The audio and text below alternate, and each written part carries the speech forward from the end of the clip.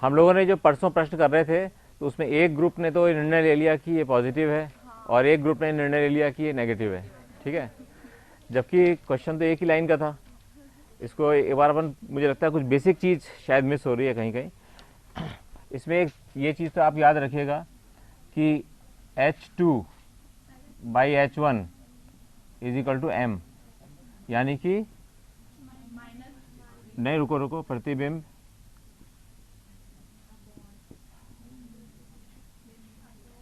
की ऊंचाई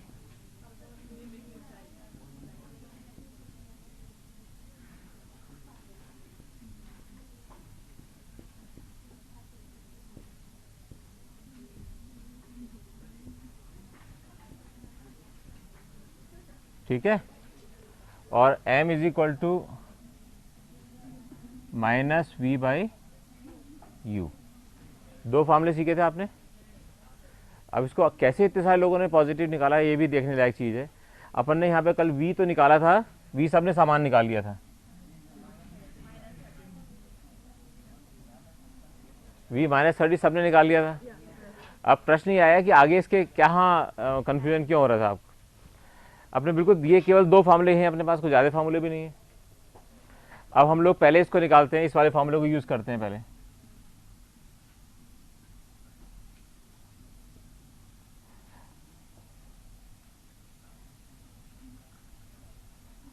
क्रम संख्या 2 को देखें तो क्या होगा।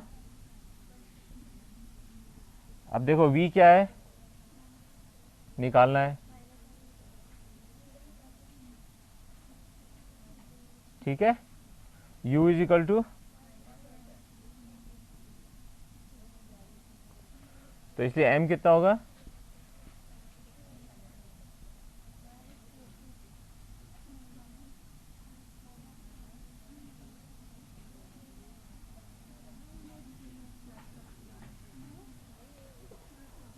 ठीक है।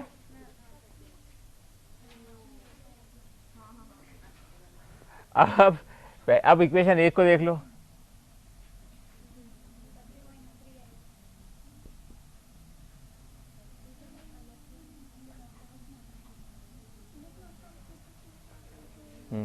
क्रम संख्या 1 से क्या निकलेगा, M is equal to H2/H1। H2 दे रखा है यहाँ पे, तो दे रखा है, नहीं दे रखा, मान लो H2 है, प्लस तो है ही, प्लस है इसकी वैल्यू, H2 ऊपर लिखा हुआ है, इसकी प्लस है, और नीचे ये कितना हो गया, -3, -3 हो गया ना, यहाँ निकाला है अपन ने, M इज इक्वल टू -3। यहाँ तक बिल्कुल क्लियरिटी, कोई किसी को कन्फ्यूजन इस समय। अब अपने को निष्कर्ष निकालने हैं मैथमेटिकली, उसके अंदर आप लोग अटके थे मैथमेटिकली कैसे निकालें। वैसे तो आपको समझ में आएगी ऐसा क्या हो रहा है, लेकिन इसका गणित से कैसे निकालना है इसका हल। सबसे पहले ये देखो, हमने यहाँ निकाला है V इज इक्वल टू -30, इसका मतलब ये इधर है, ठीक है। तो V इज इक्वल टू -30 से क्या इंप्लाई हुआ, क्या है,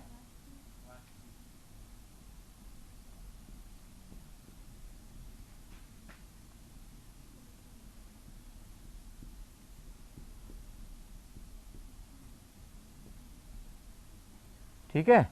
अब M इज इक्वल टू -3, इससे क्या पता चल रहा है, एक तो पता चल रहा है कि नहीं, उल्टा पता क्या चल रहा है, प्रतिबिंब एक तो 3 गुना है,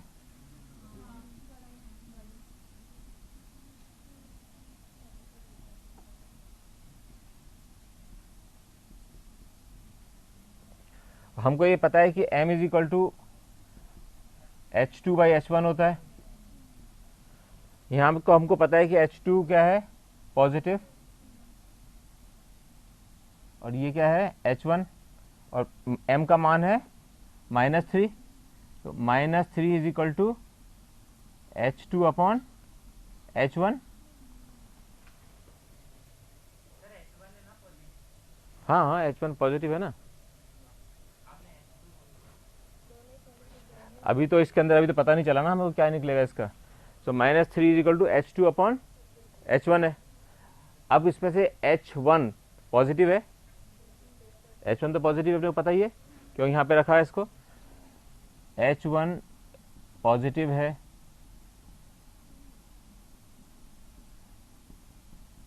H1 पॉजिटिव है तो H2 क्या होगा, नेगेटिव होगा। और नेगेटिव होने का क्या मतलब हुआ, ये उल्टा होगा। इतना सिंपल क्वेश्चन था ये।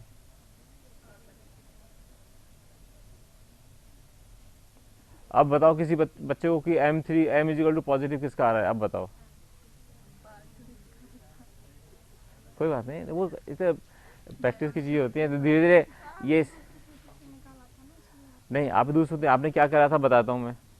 आपने जो गलती क्या करी थी कि m is equal to -v upon u is equal to H2 upon H1, है ना। फिर आपने क्या किया इसको, अगर आप इसको जब इधर ले जा रहे थे तो आपको ये भी माइनस करना चाहिए था। ये 3 इक्वेशन है ना इक्वल। अगर आप इसको v upon u is equal to -H2/H1, तो ये -m हो जाएगा अपने आप। जब इसका माइनस चिन्ह जाओगे तो माइनस माइनस सब जगह गुणा कर रहे हो ना, इसका मतलब ये एक बार और समझ लो, क्योंकि ये भी कहीं जिससे आपके मन में पता रहे गणित का क्या है ये। अगर हम तीनों जगह इसको -1 से गुणा कर दें, तीनों को -1 से गुणा कर दें तो क्या होगा, -m is equal to +v/u -H2/H1। तो इस फॉर्मूले से लगाएंगे तो भी वही आएगा आंसर। फॉर्मूला कोई सा भी लगाओ, आंसर सेम आना चाहिए।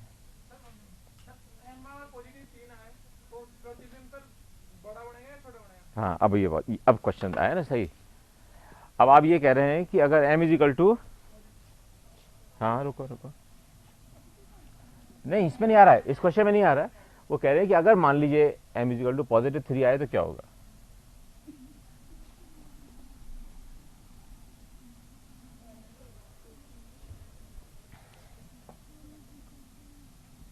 m इज इक्वल टू मान लो +3 आए, ठीक है। हमको ये पता है कि ये H2/H1 होता है, H1 पॉजिटिव है तो H2 भी पॉजिटिव होगा। ये क्या अवतल दर्पण के लिए कभी हो सकता है, मतलब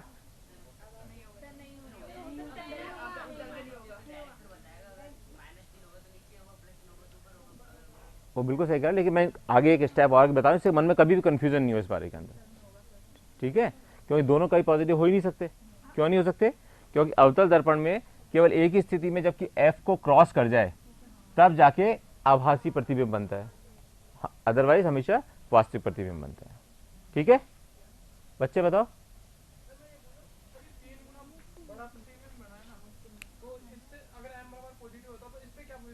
किस पे बेटे,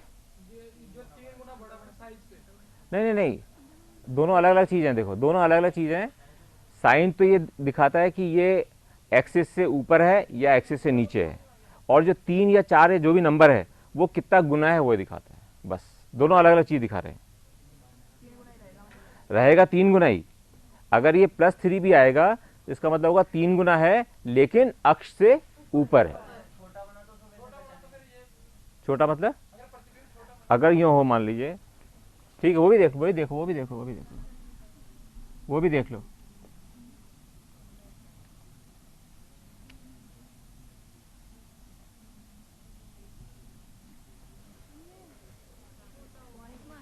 .5 में छोटा बन गया, वही कहना चाह रहे हो ना आप। अब क्या हुआ, पॉजिटिव .5 यानी कि ऊपर बनेगा, अक्ष के ऊपर होगा, आधा होगा, और दोनों यानी कि जो बिंब था और प्रतिबिंब दोनों ऊपर ही होंगे, और उसका जो साइज होगा वो उसका आधा होगा, ठीक है। अब किसी बच्चे भी कंफ्यूजन हो तो बताओ, दोबारा इसको समझ सकते हैं अपन, क्योंकि इंपॉर्टेंट चीज है बहुत, ठीक है।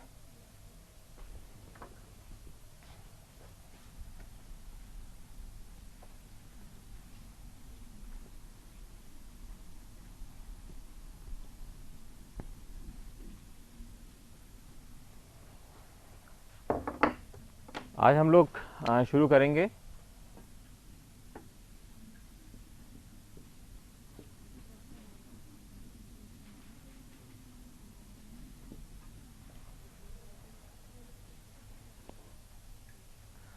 हमने ये देखा था और हम लोग हमेशा जानते भी हैं इस बात को कि अगर ये एक यहाँ पर सिल्ली है छोटी,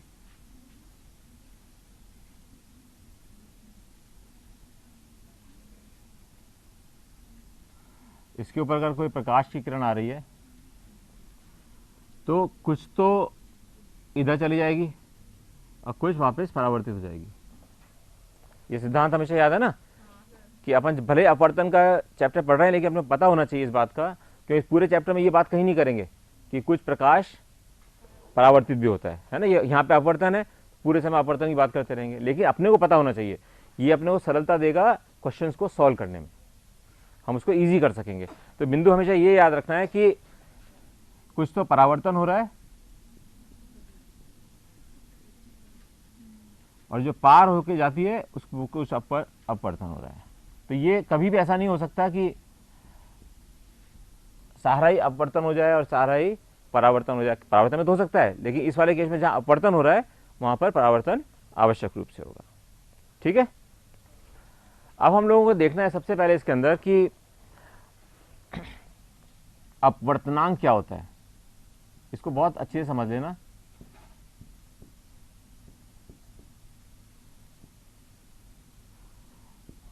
इसको हम लोग हमेशा डिनोट करेंगे म्यू से। ठीक है, अपवर्तनांक का जो सबसे सरल जो डेफिनेशन है, जो परिभाषा है, वो ये है प्रकाश की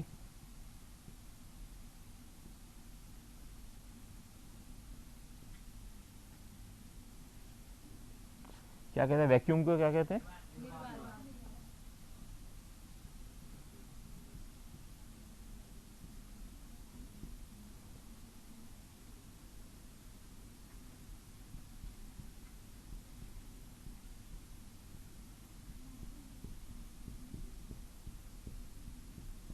इसका मतलब क्या हुआ, कुछ बता सकता है बच्चा कोई?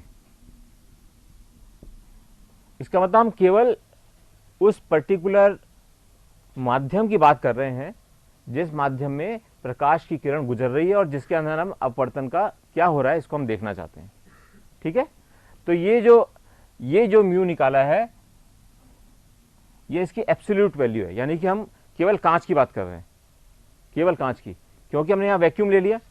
अगर हम यहां पे लेते हवा या पानी या कुछ भी लेते तो दोनों में फर्क होता, क्योंकि एक माध्यम दूसरा होता है, दूसरा माध्यम अलग तरह का होता है। तो ये हम केवल एब्सोल्यूटली, अगर हम किसी केवल एक पदार्थ की जब बात कर रहे हैं तो हम इस डेफिनेशन को लगाएंगे, इसके प्रकाश का वेग निर्वात में और प्रकाश का वेग माध्यम में। अब हमको ये पता है कि वेग का उससे कैसे संबंध होता है, आवृत्ति से। अपन जानते हैं कि v is equal to nu lambda. तो अगर हम यहां पे लिखें तो क्या हो जाएगा, अगर हम इसको निर्वात में माने वैक्यूम लिख देते हैं, v दोबारा हो जाएगा, रिपीट हो जाएगा, c लिख देते हैं, c इसका वेग इसमें, और इसको हम यहाँ पे डिनोट करेंगे कोई भी माध्यम है तो मीडियम, अर्थात न्यू लैम्डा c, और चूंकि गति वही है इसलिए दूसरा क्या आएगा, क्या होगा, लैम्डा m। अगर हम इसको भाग दे देंगे तो क्या हो जाएगा, म्यू, क्या होगा म्यू बताओ, lambda c upon lambda m। यहां पर एक सिद्धांत जो है वो आपको याद करना है, वो लिख भी लेना है यहां पर,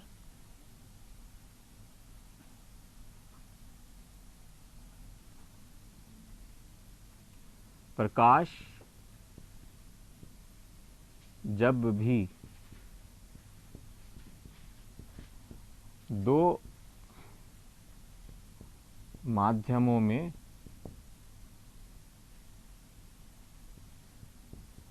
चलता है तो उसकी आवृत्ति में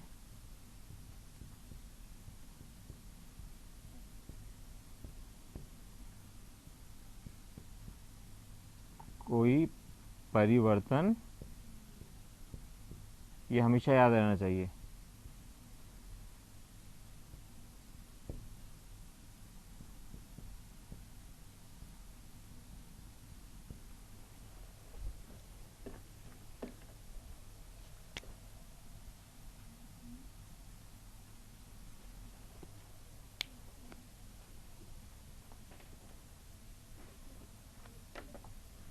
ठीक है,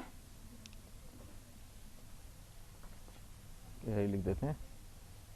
अब हमने कहा कि μ1, मान लीजिए हमने कहा एक मीडियम है, कोई सा भी एक माध्यम है, इस माध्यम को हम मान लो कहते हैं 1 और इस माध्यम को कहें 2। ठीक है बच्चे, ये एक माध्यम लें और एक ये दूसरा लें। तो सबसे पहले μ1 क्या होगा, अगर हम μ1 लें तो अपन ने भी सीखा है C/C, उससे देखो ना C में क्या था, C वेग, प्रकाश का वेग निर्वात में क्या होता है C, इसका मतलब ये ले लो ना, कोई सी V है तो V1 ले लो, प्रकाश का वेग है ना, इसको V1 ले लो, कुछ भी ले सकते हो आप जो चाहो। तो हम इसको लिख सकते हैं यहाँ पे C/,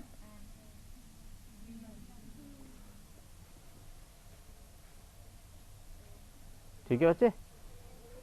और μ2 को क्या लिख सकते हैं,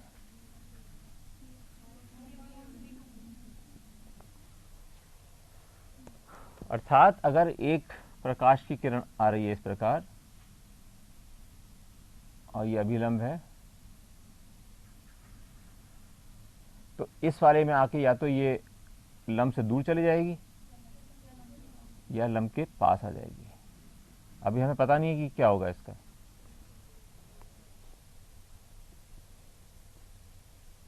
ठीक है, अगर हम इसको, इस इक्वेशन को देखें तो हमें यह पता लगता है कि अगर हम दो माध्यमों का सापेक्ष रूप में अपवर्तनांक निकालना चाहते हैं, सापेक्ष रूप मतलब पानी का हवा के मुकाबले, पानी का कांच के मुकाबले, कांच का पानी के मुकाबले, या कांच का हवा के मुकाबले, या कोई से भी दो माध्यम हम उन दोनों के मुकाबले में निकालना चाहते हैं, तो कैसे लिखा जाता है। अगर हम लिखेंगे इसको, ये ध्यान से देख लो, μ2/μ1, इसका मतलब है माध्यम दो का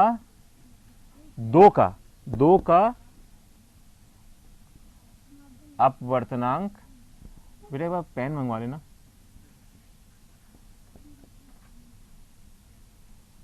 माध्यम दो का अपवर्तनांक माध्यम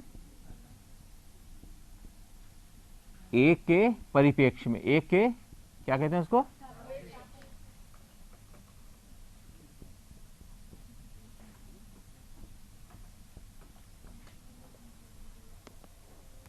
ठीक है। इसका मतलब हुआ माध्यम दो का अपवर्तनांक माध्यम एक के सापेक्ष में। ये हमेशा मन में बिल्कुल क्लियर रहना चाहिए कि जो हम ये लिख रहे हैं उसका निकाल रहे हैं, बेसिकली हम इसका निकालना चाह रहे हैं इस माध्यम के परिप्रेक्ष्य में। यानी कि अगर यहाँ पे हमने अपवर्तन इस तरह देखा तो माध्यम दो का निकालना चाह रहे हैं एक के पक्ष में, और जब यहाँ पे अगर हम यहाँ पे लिख दें μ1/2 तो इसका मतलब माध्यम 1 का माध्यम 2 के परिप्रेक्ष्य में। ओके, अब अगर हम सापेक्ष निकालना चाहते हैं तो कह रहे हैं माध्यम 2 का अपवर्तनांक। 2 का अपवर्तनांक क्या है,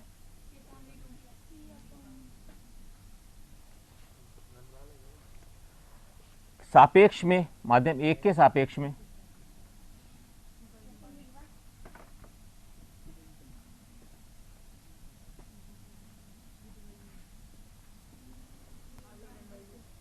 ठीक है, इसका मतलब एक चीज में और अपने को सरलता से याद करने के लिए क्या हो गया कि जो ऊपर है वो माध्यम 1 की गति दिखाएगा। जो 1 है इसका मतलब ये v1 होगा, ये 2 है इसका मतलब ये v2 होगा। लेकिन जहां अपवर्तनांक की बात करेंगे तो माध्यम 2 का अपवर्तनांक माध्यम 1 के सापेक्ष में। ये बहुत ज्यादा इसका सिंबल का अर्थ समझ में आना जरूरी है। इसको हम लिखते हैं हमेशा साइन I/sin R के रूप में। यानी I क्या होता है, आपात कोण,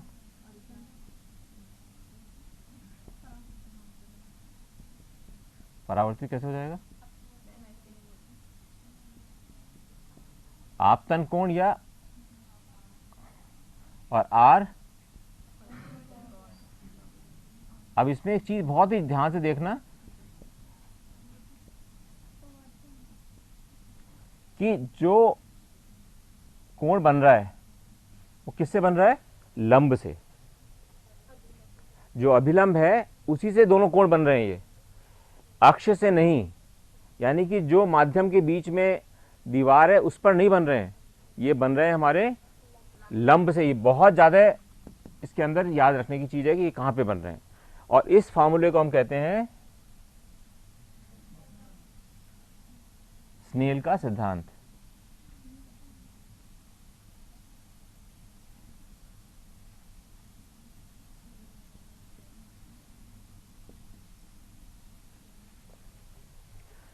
इसका मतलब बहुत सरल हो गया कि अगर माध्यम 2 का माध्यम 1 के सापेक्ष में निकालना है, माध्यम 2 का 1 निकाल दो, साइन क्या होगा, sine i upon sine are.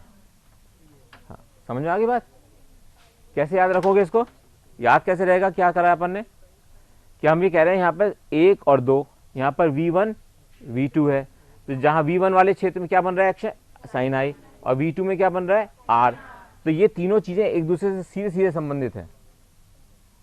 लेकिन जब हम ये कर रहे होते हैं, केवल अगर हम देख रहे हैं स्नेल का सिद्धांत, यानी कि μ2, अगर हम केवल इसको यूं लिखें, μ21 is equal to sine i upon i sine r, तो आपके मन में सबसे पहले क्या चीज आनी चाहिए कि ये V1/V2 है, जिससे आपको पता जाए कि कौन से माध्यमों का हम सापेक्ष कर रहे हैं, कौन से माध्यमों का हम मुकाबला कर रहे हैं आपस में। ठीक है, तो ये V1/V2 sine i by sine r is equal to mu दूसरे माध्यम का पहले माध्यम के सापेक्ष में। ठीक है, इसमें कोई दिक्कत? अब अपन ये देखते हैं कि कई बार कहते हैं अपन कि भाई ये सघन से विरल में आएगा, दूर हो जाता है, फिर कहते हैं विरल से सघन में आ रहा है तो पास हो जाता है। ऐसा क्यों? नहीं, माध्यम परिवर्तन तो हो ही रहा है, लेकिन सघन से विरल, विरल सघन में क्या समस्या क्या है, क्यों ऐसा क्यों होता क्यों है, ये आना चाहिए ना।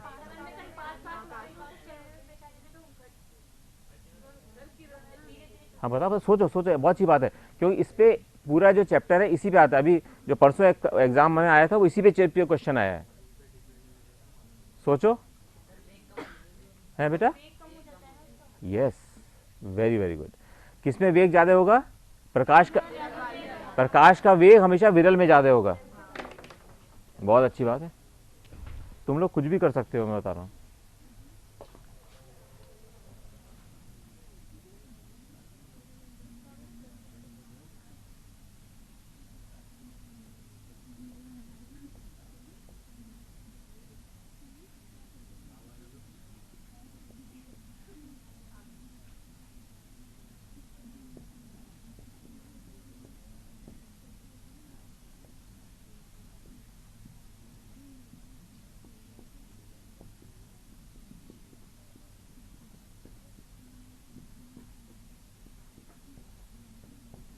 ठीक है,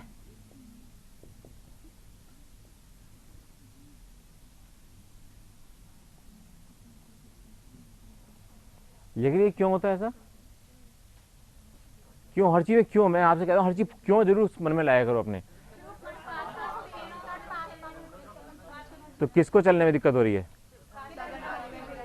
नहीं, प्रकाश के जो माध्यम में कण है उनको दोलन करने में, किरण तो कुछ अपने सीखा है, तरंग तो कुछ होती नहीं है उनको, क्योंकि जब जैसे मान लीजिए दोलन कर रहा है, तो अगर मान लीजिए सघन है तो उसको दोलन करने में तकलीफ होगी, नहीं कर पाएगा दोलन ज़्यादा। लेकिन अगर वो विरल हुआ तो अपना आराम से कर सकता है। इसलिए जहाँ विरल होगा वहाँ पे गति ज़्यादा होगी, और जहाँ पर सघन होगा वहाँ पर गति कम हो जाएगी। समझ आएगा ना? कारण क्या है? कारण ये है इसका कि जो दोलन कर रहे हैं, इसलिए हमेशा पुराने चैप्टर्स को जोड़ते चलना चाहिए, तो क्वेश्चंस बहुत इजीली सॉल्व कर सकते हो। फिर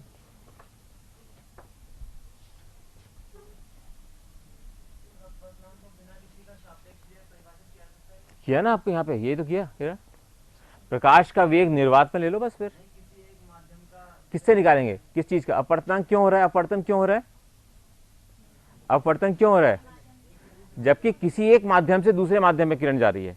अगर किरण नहीं जाए दूसरे माध्यम में तो अपवर्तन होगा ही नहीं, उसका अपवर्तनांक निकालने की जरूरत ही नहीं पड़ेगी। अर्थात अगर हम एक कोई ऐसा पदार्थ ले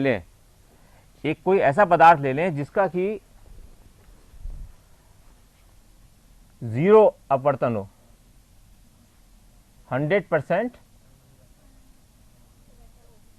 हो सकता है, ऐसा हो सकता है ना। वैसे बहुत मुश्किल है लेकिन हो सकता है, ऐसा नहीं कि असंभव नहीं है, ये हो सकता है। अगर हम बहुत अच्छा सिल्वर का यूज़ करें दर्पण बनाने में तो हो सकता है ऐसा, लेकिन यहाँ पे अपने को सिल्वर की लेयर बनानी पड़ेगी एक। अब ऐसी स्थिति में क्या होगा बेटा, ये चली जाएगी वापस, तो अपवर्तन नहीं होगा, केवल परावर्तन होगा ऐसी स्थिति के अंदर। और ऐसी स्थिति में हम जब प्रकाश का वेग उस माध्यम में निकालना चाहेंगे और प्रकाश का वेग निर्वात में निकालना चाहेंगे तो क्या होगा। अब चलो अगर यूं समझने की कोशिश करें कि अगर म्यू हम निकालना चाहते हैं हवा के लिए, केवल एयर के लिए, तो क्या होगा, कितना होगा, 1।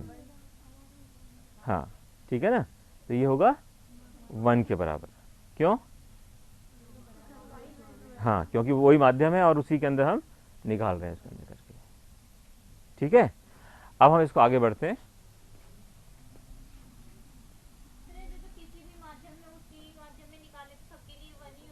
उसी माध्यम में निकाले तो यस गुड, अगर उसी के माध्यम में उसी से निकालें, लेकिन इसका मतलब ये हुआ कि उसका आप केवल स्थिति देख रहे हो अपवर्तन होने के बाद की। अब उससे पहले प्रकाश की किरण क्या कर रही थी उस समय कोई मतलब नहीं रहा इसका मतलब। अब हम केवल जहां वो प्रवेश कर गई है वहां पर हम देख रहे हैं। ये मिटा दूं इन दोनों को।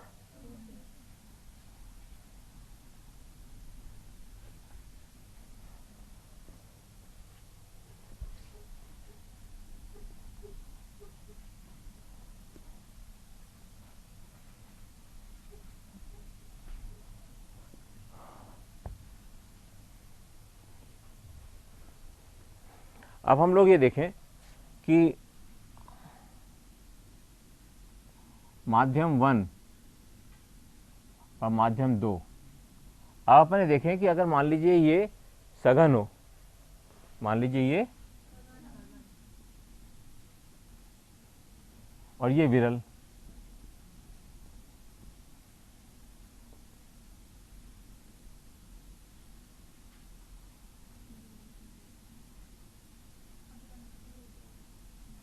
क्यों होगी ये पता लगाना है अपने को। सुनो सुनो, बहुत अच्छा बोल रहे हो, लेकिन इसका क्यों हो रहा है, इसका रीजन को सिद्धांत से समझने की कोशिश करो कि ये अल्टीमेटली क्यों हो रहा है। अपन ने क्या निकाला, म्यू दूसरे माध्यम का पहले माध्यम के सापेक्ष में क्या होगा, साइन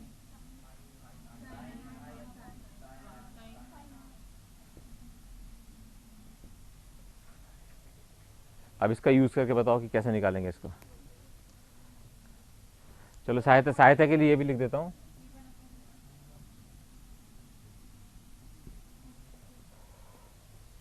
हमें ये पता है कि इस वाले केस के अंदर V1 इज लेस देन,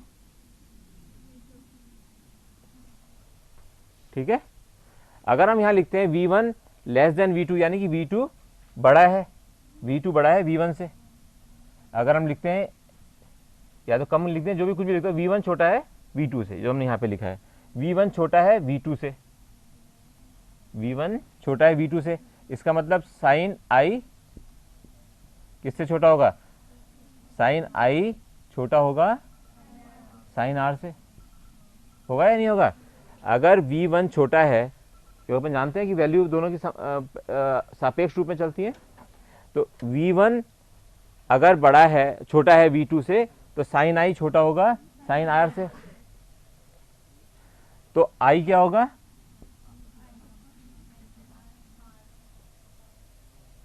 यानी कि सब सघन से विरल जाएगी तो क्या होगा, क्योंकि यहां पर R बड़ा है I से, इसलिए ये दूर जाती है।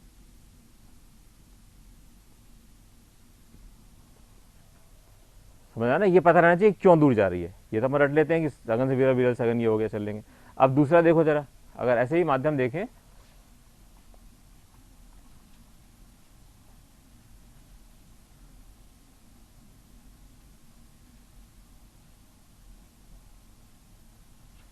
अब ये जो पहला माध्यम है ये विरल है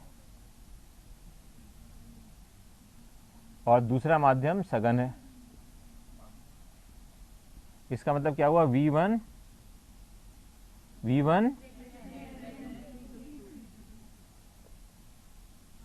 ये I है, तो जब V1 बड़ा है V2 से, V1 बड़ा है V2 से, इसलिए sine i is equal, sine i बड़ा हुआ साइन आर से, ठीक है, और आई बड़ा हुआ आर से, यानी कि आर उससे छोटा बनेगा।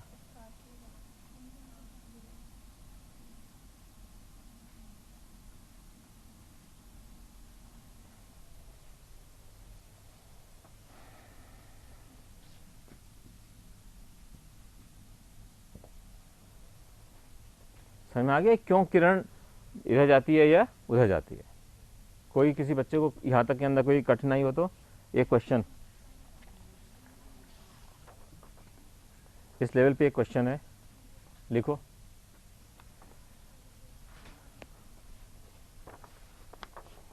ये जो क्वेश्चन बता रहा हूँ ना मैं आपको, ये जो क्वेश्चन बता रहा हूँ परसों वाले एग्जाम में आया था, एम्स के एग्जाम में। जी बेटे,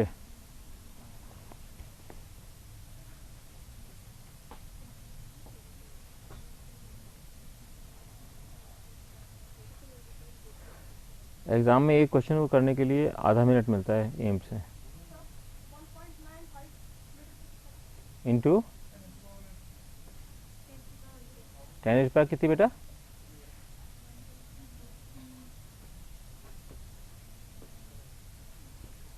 और किस बच्चे ने निकाला? निकालो निकालो।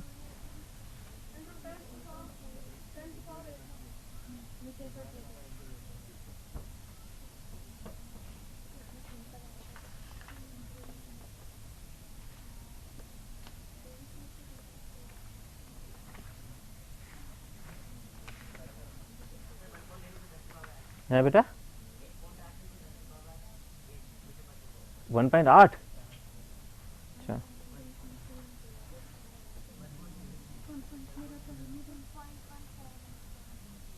ओके।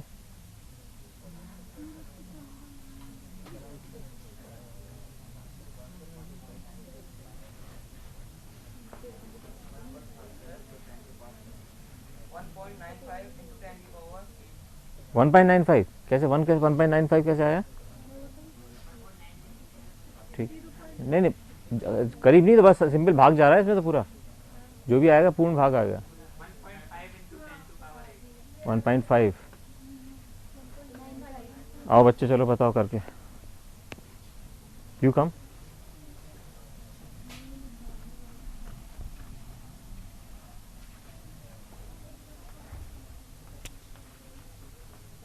यहाँ कर लो बेटा।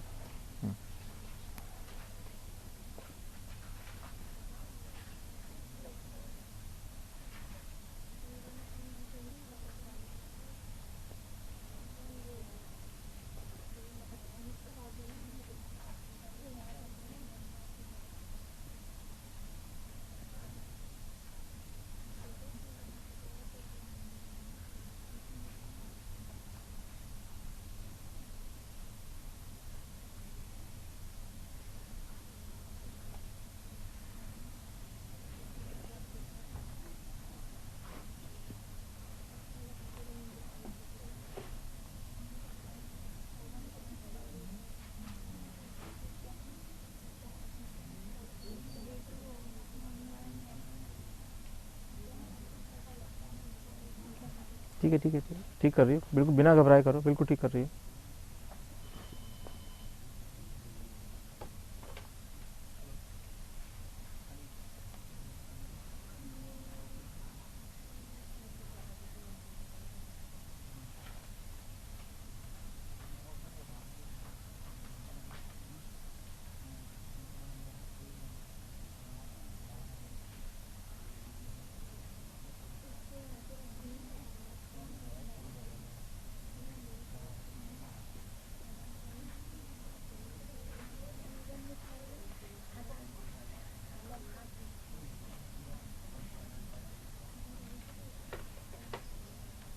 ये किसी को समझने में दिक्कत आई?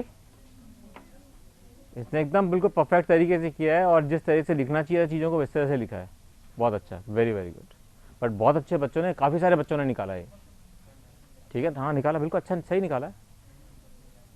तो इस तरह से आप देखोगे कि इस पर छोटी सी ट्रिक थी, मैं जिसको बार बार इंसिस्ट कर रहा था कि V1/V2 ये पता होना चाहिए कि क्या है, रेशो कौन सा है। कौन से माध्यम से कौन से माध्यम में गुजर रही है, बिल्कुल ये इसने एग्जैक्टली सही क्वेश्चन किया है और लिखा भी बिल्कुल अच्छी तरीके से है। यही एक तरीका इसका है सॉल्व करने का। तो इसमें जो बच्चे ने किया है इसको मैं अप्रिशिएट क्यों कर रहा हूँ सबसे ज़्यादा, क्योंकि सबसे पहले इसने ये लिखा।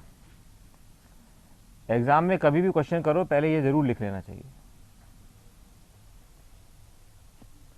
इसके बाद ही सरल क्वेश्चन करोगे तो जल्दी से आंसर निकलेगा। इसने एकदम निकाल लिया था, जबकि मैंने कागज़ यहाँ रखा उस समय तक आंसर निकाल लिया था। And that is the right spirit. आप सब भी वैसे ही कर रहे थे और आप सब लोग वैसे ही कर सकते हैं। ठीक है, एक और क्वेश्चन दूँ छोटा सा, जिससे कि अगला क्वेश्चन ज़्यादा सही कर सकोगे आप लोग भी।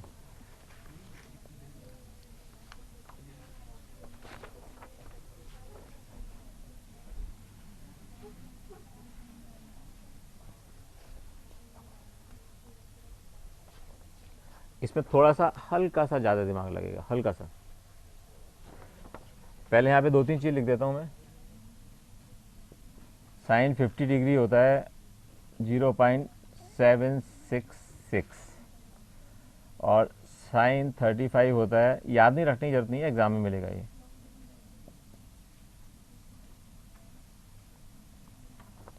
ठीक है, अब क्वेश्चन क्या है,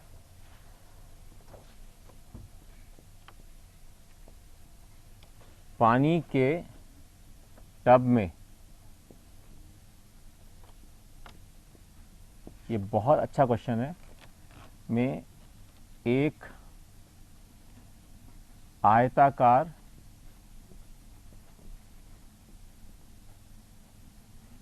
पट्टिका, या स्लैब कहते हैं ना उसको,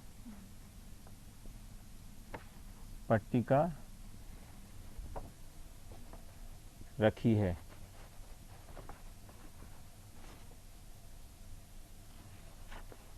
और पानी भरा हुआ है बेटे, कांच की नेचुरली।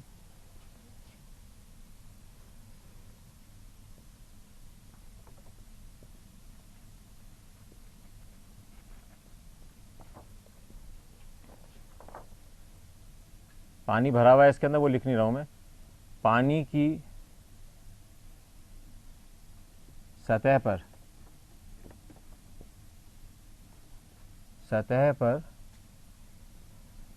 50 डिग्री आपतन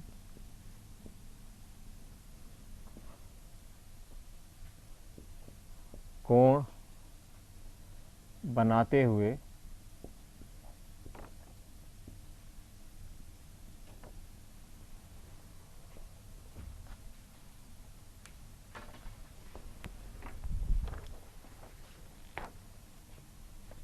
एक किरण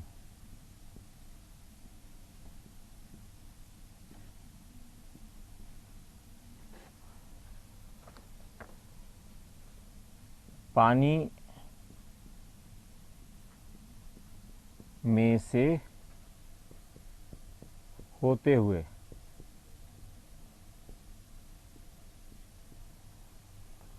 कांच की पट्टिका में प्रवेश करती है।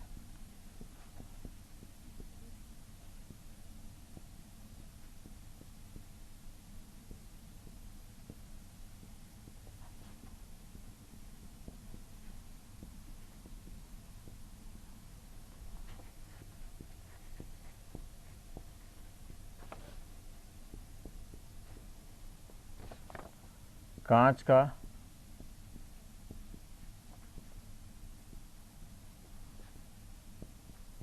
अपवर्तन कोण निकालिए।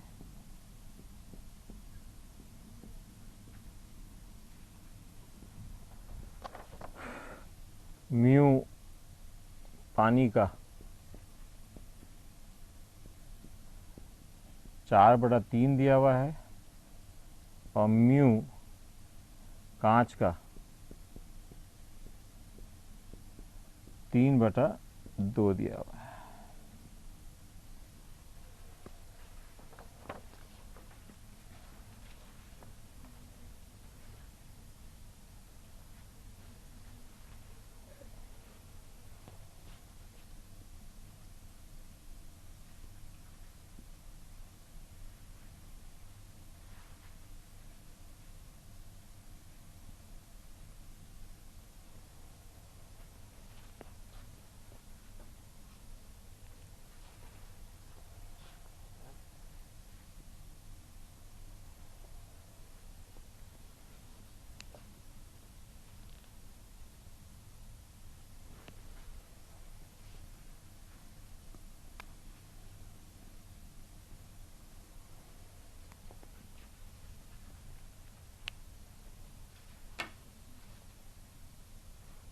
पहले इसका चित्र बनाने की कोशिश करना है ना, कैसे बन रहा है चित्र।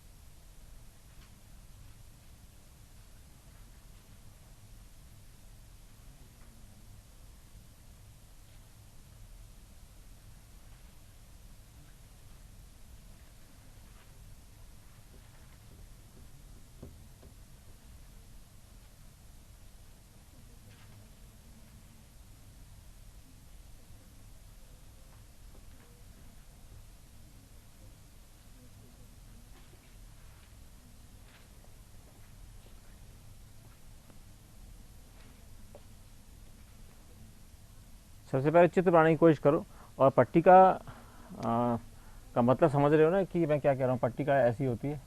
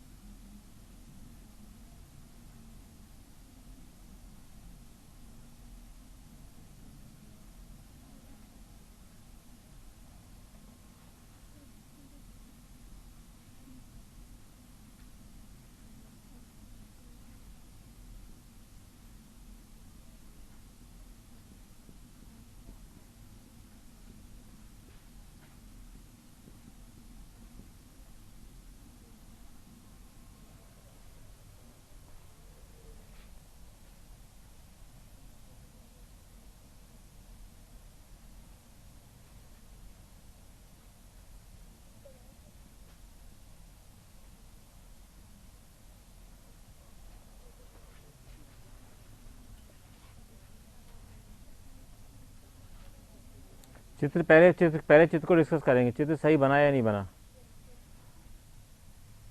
मैं चित्र बनाता हूँ, उसके बाद आप देखना कि आपने चित्र पहले सही बनाया है या नहीं बनाया। सबसे पहले यहाँ पर क्या है, यहाँ तो वायु है, ये क्या है, जल, और ये है कांच। ये आपको और सहायता करने के लिए मैंने तीनों चीज लिख दिया, जिससे कि आपको ये आइडिया रहे कि क्या करने जा रहे हैं।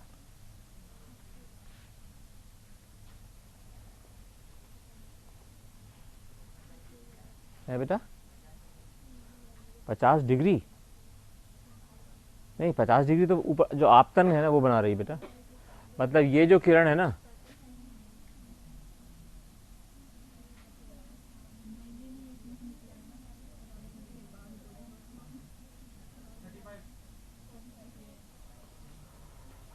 पहले चित्र तो बना लो फिर बताना।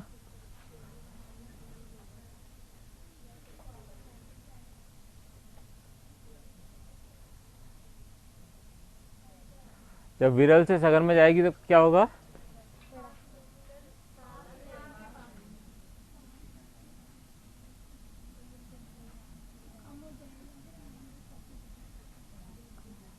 और ये फिर यहाँ आ गई। अब क्या, और भी फिर जल से भी सघन है ये, तो क्या होगा,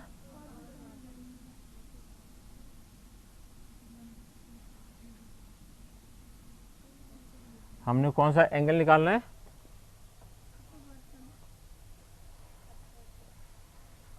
कांच का अपवर्तन कोण। ठीक है,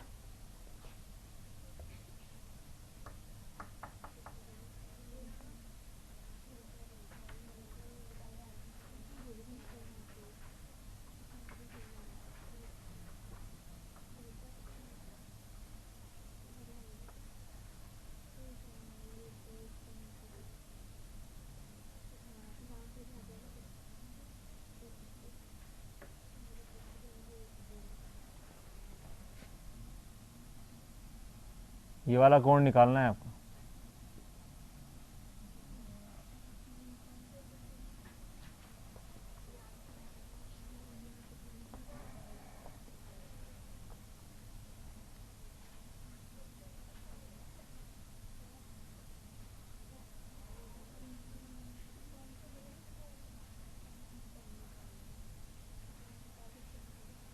अगर आप आर नहीं निकाल सकते साइन आर तक साइन आर डैश तक निकाल लो। चलो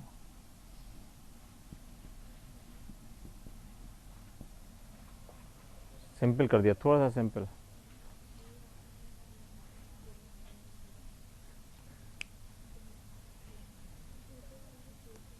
साइन आर डैश की वैल्यू निकालनी है।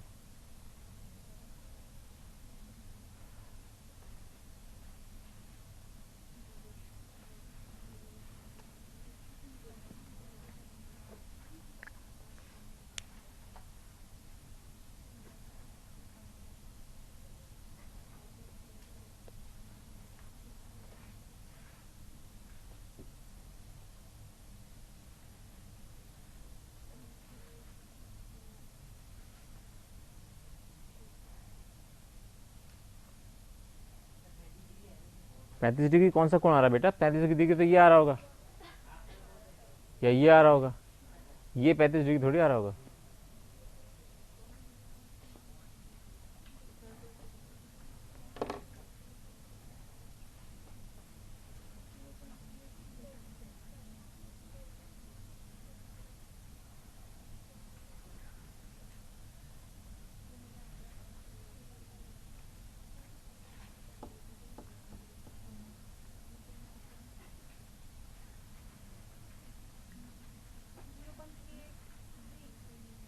जीरो पॉइंट क्या चीज? साइन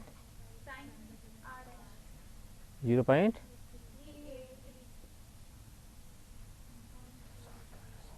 हो भी सकता है।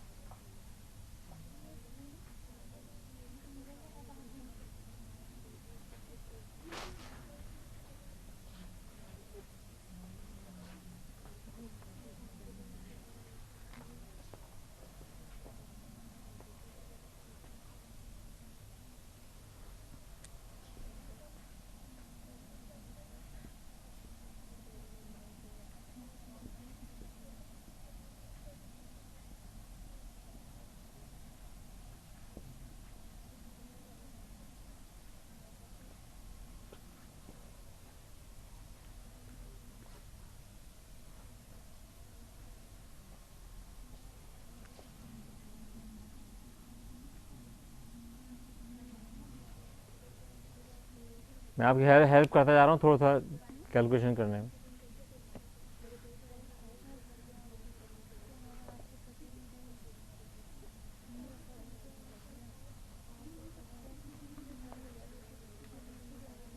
कोशिश करो, सबसे पहले इसका तरीका ये है कि पहले इन दोनों सरफेस के बीच में निकालो, फिर इन दोनों सरफेस के बीच में निकालो।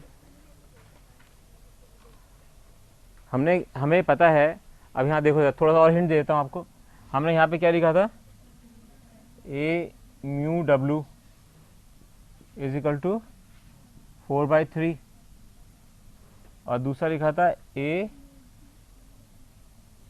Mu g is equal to 3/2। अगर हम पहले, आप देखो मैं तरीके से आपको थोड़ी हेल्प कर रहा हूँ, क्वेश्चन आपको करना है। पहला केस देखें हम, वायु और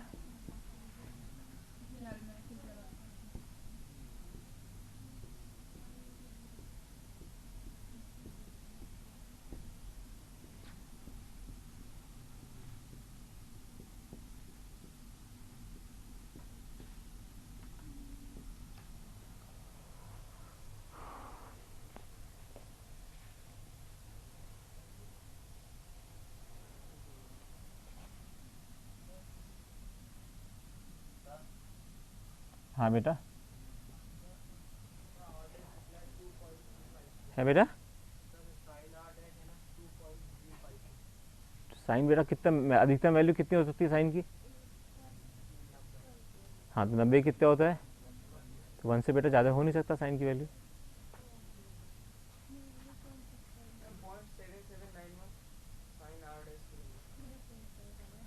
बटे में बताओ। अच्छा बटे में बता दो, चलो कितना बटा कितना है?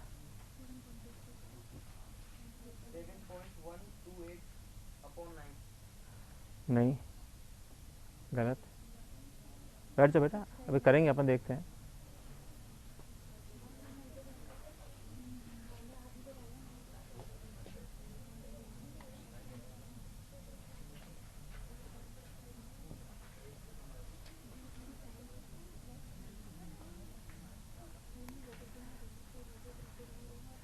या कैसे निकाला, ये निकाला किसी ने?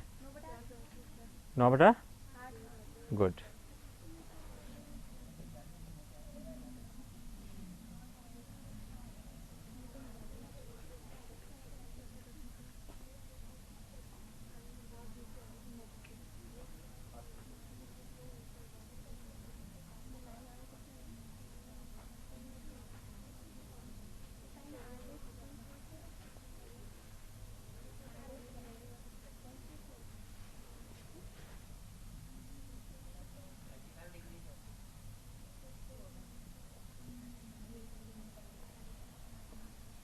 थर्टी फाइव नहीं, बटे में बताओ, 35 नहीं निकाल सकते आप, बटे में बताओ।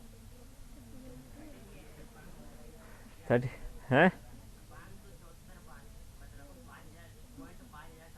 साइन आर डैश निकालना बेटा।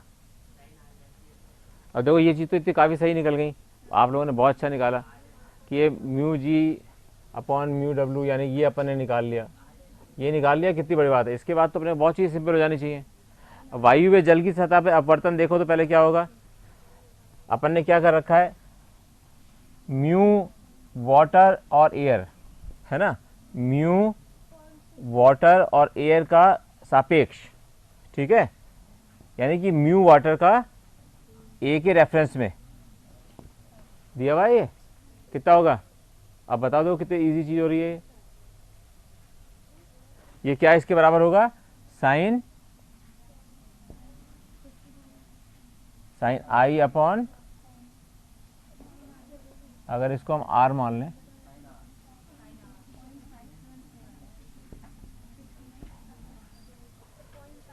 अब देखो, अब करके देखो इसको कितना, आपको तो सरलता बता दिया मैंने आपको। यानी कि इसको लिख सकते हो आप 4/3, तो साइन आर कितना आएगा, r is equal to 3/4 into sine 50.766।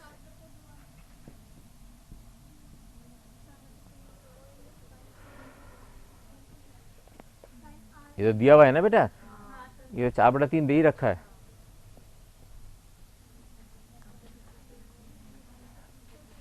तो ये कितना हो गया, 3 चक 18 का 8 एक 3 चक 18 एक 19 का 9 एक 3 7 21 और 1 22।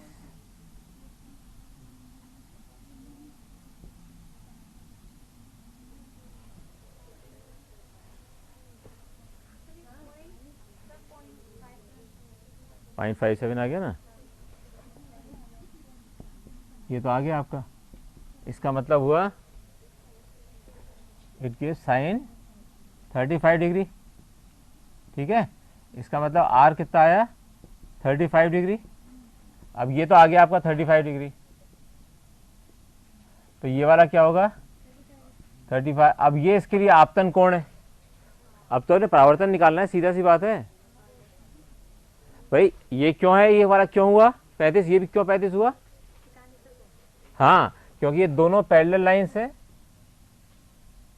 और इन दोनों पैरेलल लाइन के बीच में ये है एक लाइन, तो ये कोण हमेशा इस कोण के बराबर होता है, ठीक है।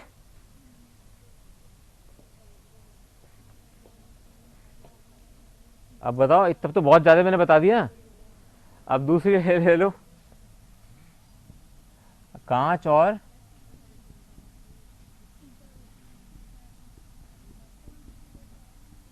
जल की सतह,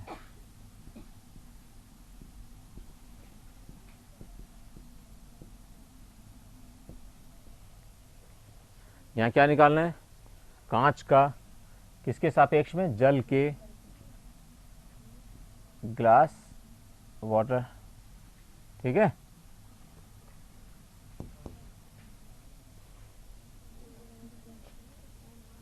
और ये 9/8 निकाला था आप लोगों ने, निकाल ही रखा है। ये 9/8 is equal to sine i upon sine r, sine 35 upon sine r dash. कितना, मतलब इसमें कुछ करना ही नहीं आपको, पॉइंट, हाँ नहीं नहीं, क्या क्या क्या, दोबारा दोबारा करो, दोबारा करो। देखो अरे इसको नहीं सॉल्व कर सकते अपन अब। साइन 35 कितना होता है, 0.57, ये है 0.575 अपॉन साइन आर डैश। अपना साइन आर डैश ही निकाल लो, बहुत है, 9/8।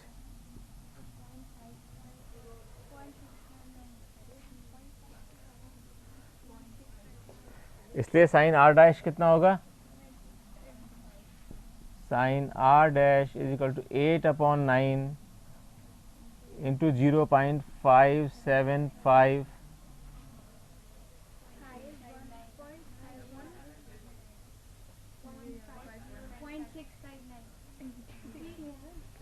6 ऐसे आ रहा है, 8 पंजे 40 का 0 4 हासिल, 8 से 56 40 0 6 हासिल, 8 पंजे 40 का 46 अपॉन 9।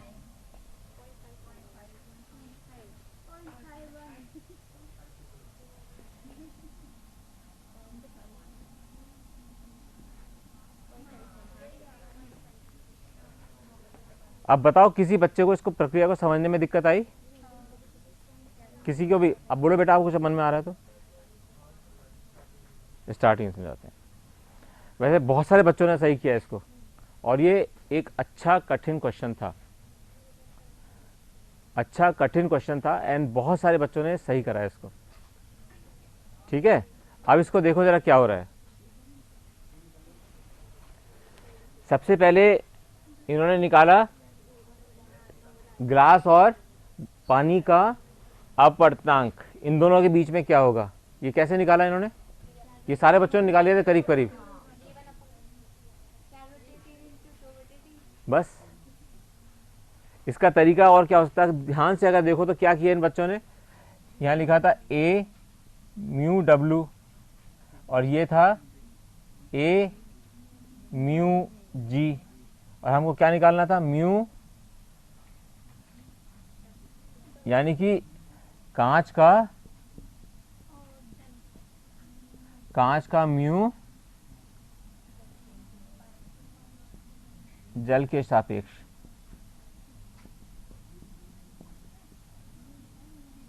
ठीक है, कांच के म्यू का यानी जल के म्यू का, कांच का म्यू और जल का म्यू हमको ये दोनों को पता है। ये हमको पता है कि एयर के रेफरेंस में इसका ये दे रखा है और ये इसका दे रखा है। तो अगर हम इसको निकालना चाहेंगे, ठीक है, तो ये क्या आ जाएगा, 9/8। इसका मतलब ये भी हुआ कि आपने क्या निकाला इसको, हाँ 9, पता चल गया क्यों आया है 9/8। अब क्या हुआ यहाँ पर, ए म्यू डब्ल्यू इंटू क्या किया आप लोगों ने, कैसे निकाला 9/8? यस भाई, इतने से मैं निकाल दिया, ज़्यादा लंबा करने की जरूरत नहीं है। ये अब अपने पास अगर भाई तीनों म्यू आ गए, एयर का आ गया, पानी का आ गया और कांच का आ गया, एक दूसरे के सापेक्ष आ गए, यहाँ तक तो कोई दिक्कत नहीं किसी को। अब आप देखिए कि वायु व जल की सतह पे अपवर्तन, जब वायु और जल के ऊपर से अपवर्तन हो रहा है तो ये तो हो गया आई और ये हो गया आर। तो अपन को क्या पता है कि पानी का, वाटर का, एयर के सापेक्ष sine i upon sine r होता है। ठीक है, एग्जैक्टली हमने ये लिखा है यहाँ पर, यहाँ आई कितना था, 50 डिग्री। ठीक है बेटा, तो इसको हमने 50 लिख दिया, तो हमारे पास इसकी वैल्यू आ गई, आर की वैल्यू आ गई 35 डिग्री। ठीक है, आर की वैल्यू 35 डिग्री आ गई। अब हमने यहाँ देखा कि ये एंगल 35 था तो ये भी 35 होगा, तो हमको क्या पता चल गया, जब यहाँ इक्वेशन लिख रहे हैं तो क्या होगा, अब हम क्या लिख रहे हैं, किसका, कांच का, यानी कि पहले कांच का, किसके सापेक्ष में, पानी के सापेक्ष में। साइन आई कौन सा है इसके अंदर, आपतन कौन सा है, 35, यानी कि साइन 35, और अपवर्तन कोण कौन सा है, ये वाला साइन आर डैश। तो अपन ने यहाँ पे लिखा साइन आर डैश, बस यही किया और कुछ नहीं किया।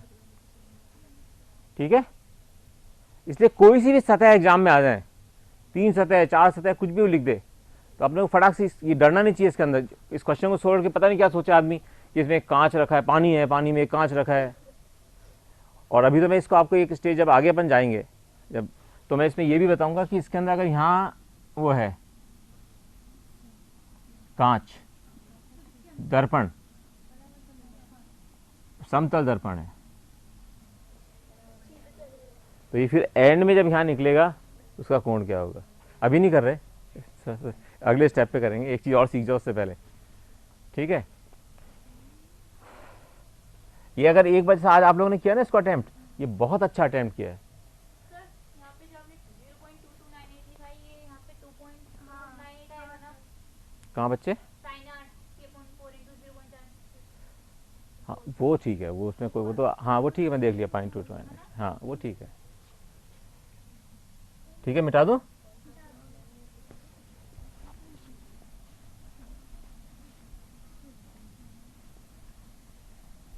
मतलब जो क्वेश्चन में दिया है उसको अगर आप वैसे ही लिख लोगे, उस लड़के ने मुझसे कल एक बात कही जो मैं वो और बता देता हूँ, माधवेंद्र पारीक, तो नाम याद रखना उसका, माधवेंद्र पारीक। उस लड़के ने एक बात और कही, मैंने कहा बेटा तुम्हारे पिताजी कहाँ नौकरी करते हैं? मैंने उससे पूछा तुम्हारे पिताजी कहाँ नौकरी करते हैं? इसने कहा मुझे नहीं पता।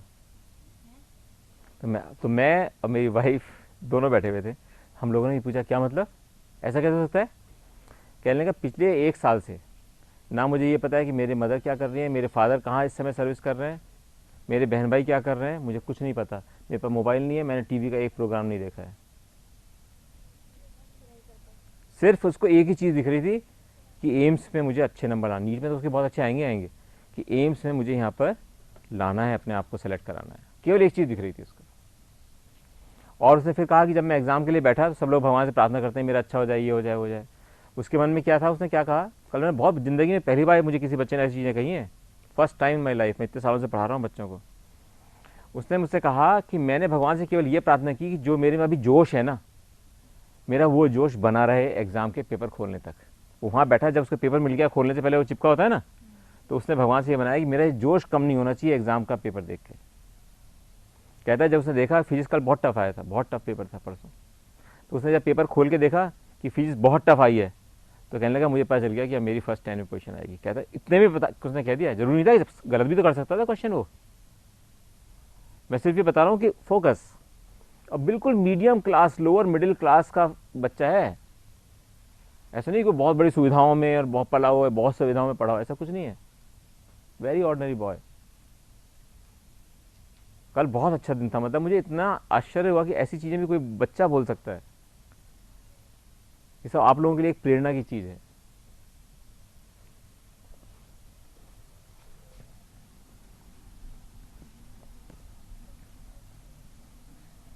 और वाकई में उसकी अगर फर्स्ट 10 में आ गई ना अगर एम्स में, तो एक बहुत बड़ा एक आश्चर्य होगा।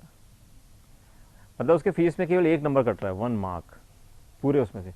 केमिस्ट्री में पूरा सही किया उसने, बायोलॉजी 100% सही की है, फिजिक्स में 1 क्वेश्चन गलत हुआ, वो भी गलत नहीं, सही हुआ था, तो उसने वो बबल गलत लगाया बस। जनरल नॉलेज के अंदर 20 क्वेश्चन आते हैं, उसके सामान्य ज्ञान के क्वेश्चन भी आते हैं एम्स के अंदर। उसको मैंने बहुत तैयारी कराई थी, 16, लेकिन उसने सही कर लिया। उसके कुल कितने नंबर कट रहे हैं 200 में से? 5।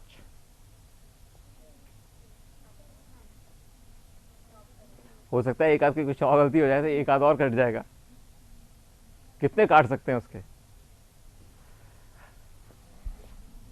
और तुम्हें बताऊं, जब वो लड़का 9th में था तो सोशल स्टडीज में फेल हुआ था, 9th में सोशल स्टडी में फेल हुआ।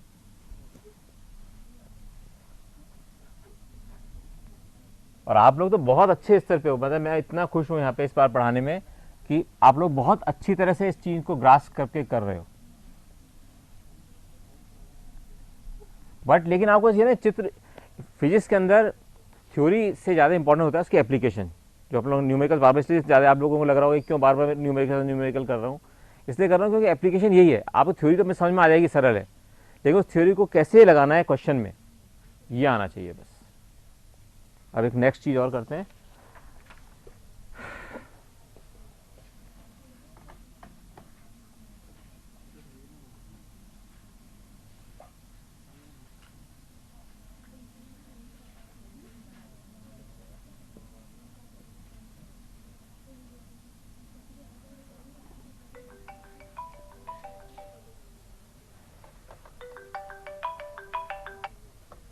मैं अभी फ़ोन करता हूँ, क्लास चल रही है।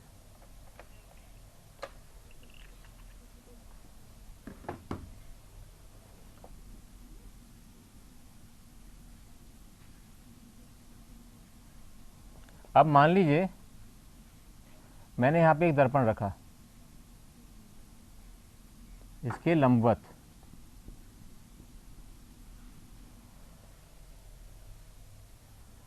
अगर हमने इसके लंबवत एक कांच रखा,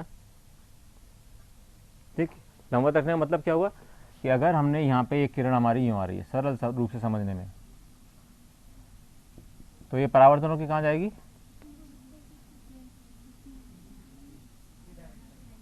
अब इसको अपन को इसी डायरेक्शन में देखना है, यहाँ पे इस तरह से देखना है, ठीक है, जिससे मन में बिल्कुल कन्फ्यूजन नहीं हो। तो हमने इसको इस तरह से रखा है, इतना टेढ़ी है, किरण यूँ जा रही है, तो इसको हमें अपने मिरर को भी टेढ़ा रखना पड़ा, तो ये उसी रास्ते पे चली जाएगी, उसी रास्ते पे वापस जाएगी। अगर हम इसको अब गणित के रूप में लिख के देखें, अगर हमने इसको मान लीजिए ये 1 है और ये 2 है, पहले जब आ रही है, जब अपवर्तन हो रहा है,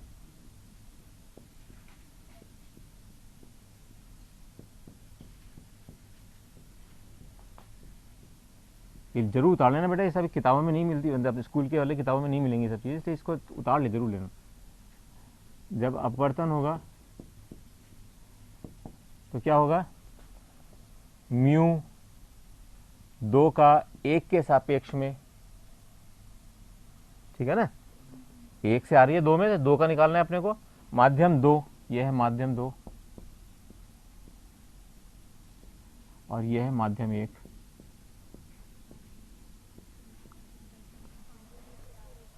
दूसरे का पहले के माध्यम के, इसका मतलब हुआ साइन, क्या लिखोगे इसको, साइन आई अपॉन आर।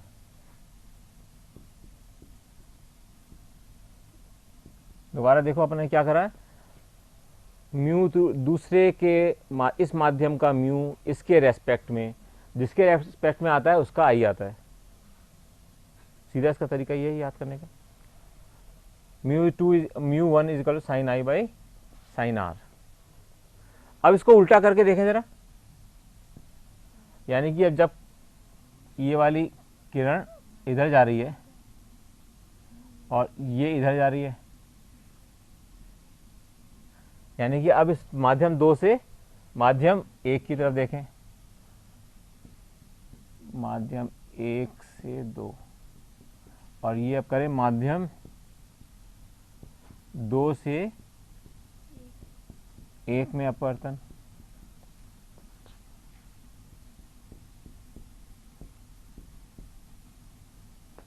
तो हम क्या कहना चाह रहे हैं, माध्यम 1 का म्यू 1 किसके रेस्पेक्ट में, क्योंकि अब आपतन कोण ये है, तो क्या हुआ, साइन आर बाई,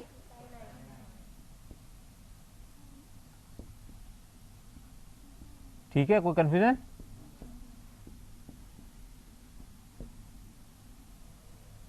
केवल इस चीज को देख के, जो पहले वाला क्वेश्चन था उसमें दर्पण रखने की बात कर रहा था ना मैं, आप उसका आंसर बिना क्वेश्चन करे बता सकते हो, अभी देखना है आप, बिना क्वेश्चन करे। तो ये हो गया।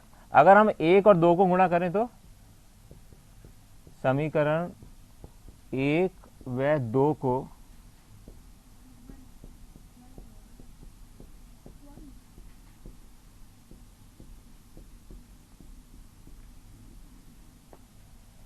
ये हो गया 1 म्यू 2, हमेशा उल्टा बोलते हैं, मैंने गलती बोला इस बार, म्यू 2 1, यानी कि 2 का 1 के रेस्पेक्ट में, इंटू म्यू 1 2 के रेस्पेक्ट में, इज इक्वल टू हो गया sine i upon sine r into sine r sine i, ये हो गया 1। ठीक है, अगर ये 1 हो जाता है तो इसका क्या मतलब हुआ कि अगर हम लिखें माध्यम 2 का 1 के इसमें सापेक्ष में अपवर्तनांक क्या होगा, 1/μ1/2, यानी कि क्या हुआ, ये इसका सिद्धांत क्या हुआ, ये बहुत इंपॉर्टेंट सिद्धांत है।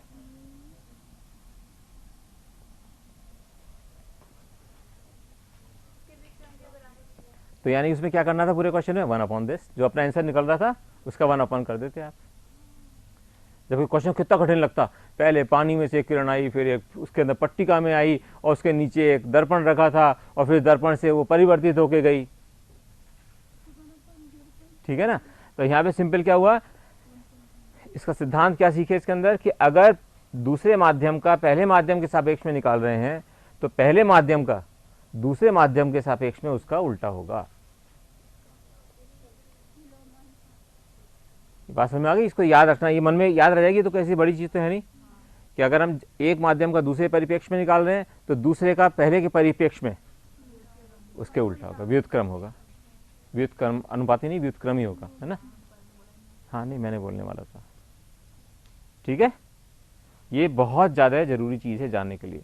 कोई भी क्वेश्चन अगर किसी भी तरह का आता है तो आपको बस केवल इतने सिद्धांत चाहिए कि आप इसमें आप बिल्कुल आराम से सॉल्व कर सकते हो। अब मैं जो लिखने वाला हूँ वो चीज़ आप मुंह जवानी हासिल कर दोगे, जो मैं लिखूंगा वो आप उसको मुंह जवानी कर दोगे।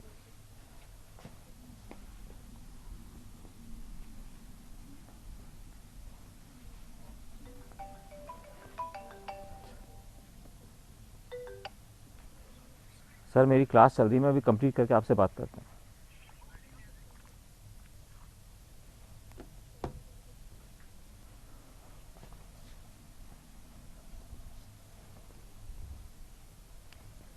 अब मान लीजिए हमारे पास एक ब्लॉक है,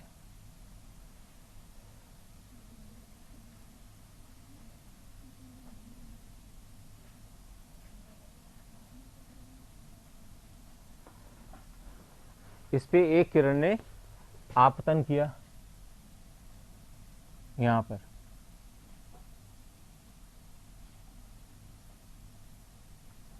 यहां हवा है, तो हवा से जब कांच में जा रहे हैं तो क्या होगा, विरल से तो कम हो जाएगा,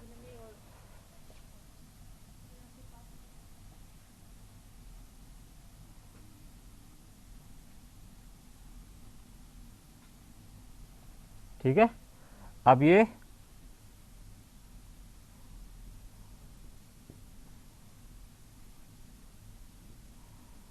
जब यहां पर पहुंची, अब यहां क्या हो रहा है, इसका सघन से विरल में जा रही है, तो क्या होगा,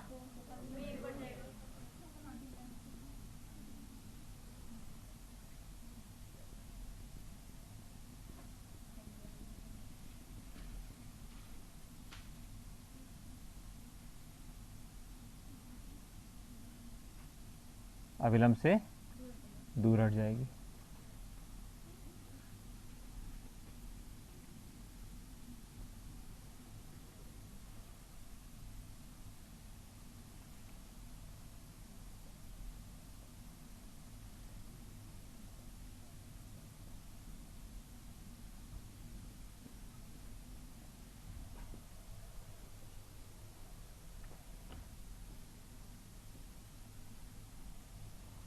ये मान लीजिए इसको क्या कहें, इसके लिए आपतन कोण होगा, ये यहाँ से इस वाले मात्रा में जाए तो आपतन कोण होगा,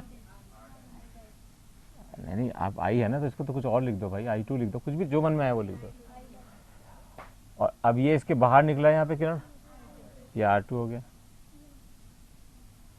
इसको फिर I1 लिख देते हैं, इससे आपको मन में भी चलता रहे। ठीक है, कितनी सी बात की हम लोगों ने।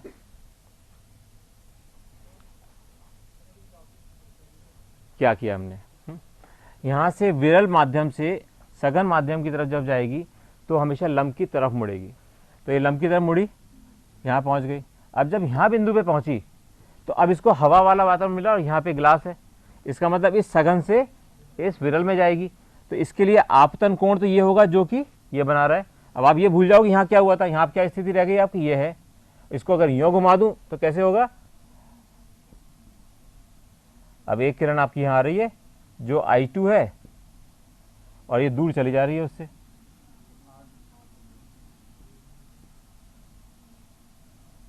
ये स्थिति हो रही है बेटा। अभी आपने ग्लास का क्वेश्चन किया था उसमें था ये, ठीक है, सेम क्वेश्चन था ना। इसका मतलब ये, अब ये बताओ मुझे करके एक जल्दी से एकदम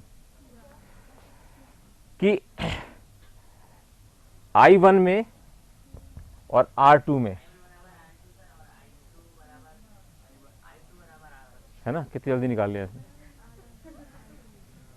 ये बहुत जल्दी निकाल लिया ना मेरे लिखने। मैंने कहा था ना आप इसको समझ गए तो आप इसको मेरे बिना करे ही निकाल लोगे इसका हल।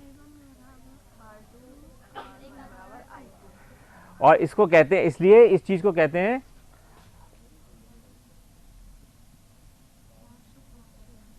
क्या कहते हैं, यस। तो अभी आपको कितना इजी लगा, जब आप क्लास में आपने किया होगा आप सोच रहे होंगे ऐसे कैसे हुआ ये।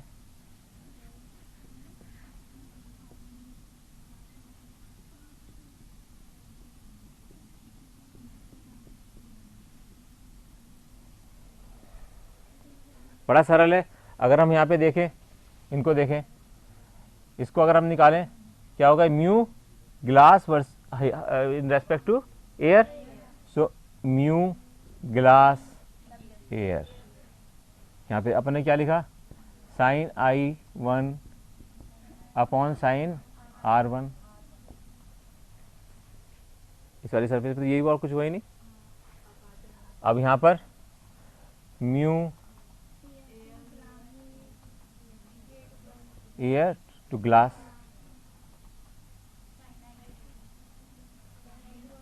साइन I2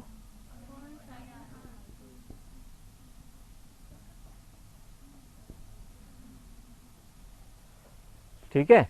और इसको हम लिखें अगर ए जी तो इसका उल्टा हो जाएगा। ये अपन ने लिखा ना ग्लास एयर का ग्लास के रेस्पेक्ट में, ग्लास का एयर के रेस्पेक्ट में लिखे तो इसको उल्टा कर देंगे,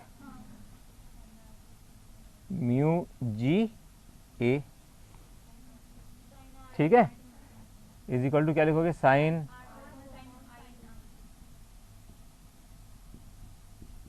ये दोनों बराबर होने चाहिए, ये वाला और ये वाला दोनों बराबर होंगे ना, क्योंकि ग्लास का एयर के रेस्पेक्ट में इधर से और इधर से भी ग्लास का एयर के रेस्पेक्ट में दोनों बराबर होने चाहिए, क्योंकि ये दोनों तो एक ही होंगे।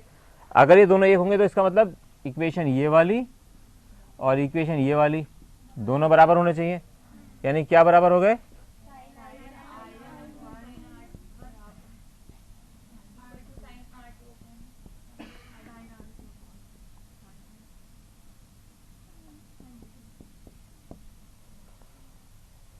ठीक है।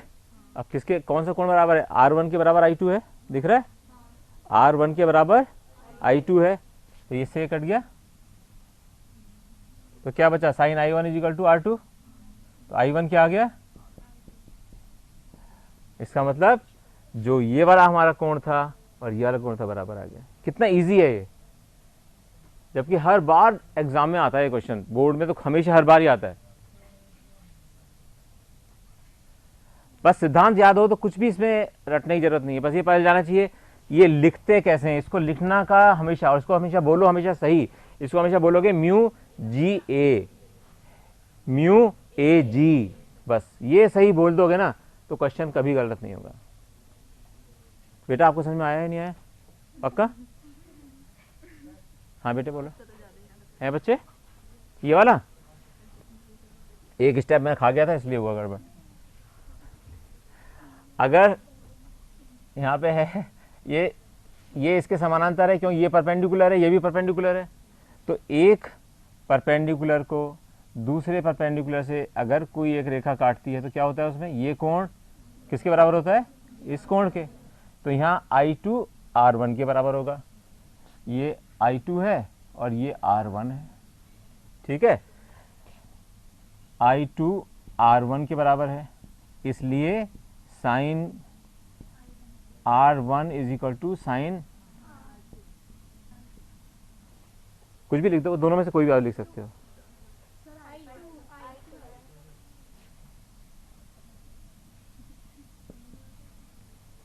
ठीक है, अगर ये दोनों बराबर हैं तो कट जाएंगे आपस में, इसलिए sign I1 is equal to R2, और दोनों के साइन बराबर है तो इसलिए इसको उनका, इसलिए I1 is equal to R2। और अगर I1 और R2 बराबर है, इसका क्या मतलब हुआ? नहीं, इससे ये कैसे पता चला कि ये समानांतर है? कैसे कैसे पता लगा बताओ? ये क्यों पता चला कि पैरेलल हो गए? I1 R2 करने से, I1 is equal to R2 करने से ये कैसे हो गए बराबर?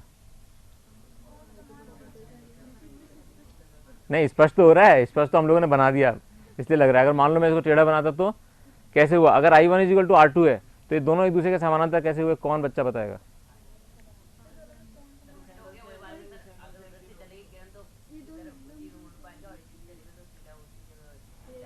नहीं, I1 is equal to R2 निकालने से हमने कैसे पता लगा कि ये समानांतर है?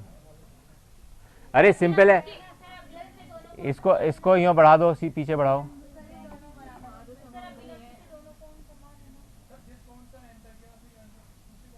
हाँ नहीं, अब ये देखो ना, ये वाला कोण है ना, यही है I1, तो ये इसके बराबर आया, दिख रहा है आपको लंब से? इसका मतलब ये दोनों एक दूसरे के पैरेलल चल रही हैं, दोनों रेखाएं इसलिए चल रही हैं। तो ये बेटा सबसे अच्छी चीज़, अब हमारे पास में दो छोटी छोटी चीज़ें रह गई हैं पढ़ने के लिए, क्योंकि अब आप बिल्कुल आराम से कर लोगे। अगर आपको ये, जब आप ये चीज़ें कर पा रहे हो तो वो तो बिल्कुल ही आसानी से हो जाएंगी। कल अपन पढ़ेंगे आभासी और वास्तविक गहराई, जो एक बच्चे ने उस दिन क्वेश्चन पूछा था, और दूसरा है पूर्ण आंतरिक परावर्तन। ठीक है, पूर्ण आंतरिक परावर्तन के 2-3 क्वेश्चंस भी करेंगे।